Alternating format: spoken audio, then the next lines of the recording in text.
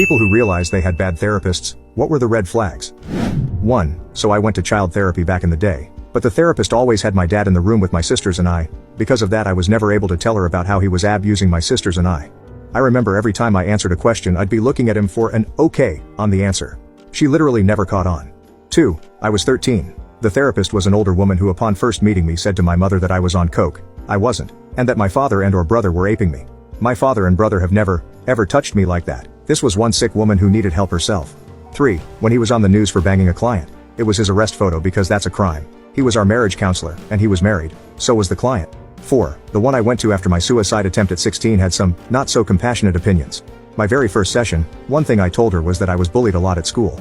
Her response was, well, suicide attempts are usually done in order to manipulate others. So, since you were capable of that, did you ever consider maybe you were the bully? I really never spoke to her again.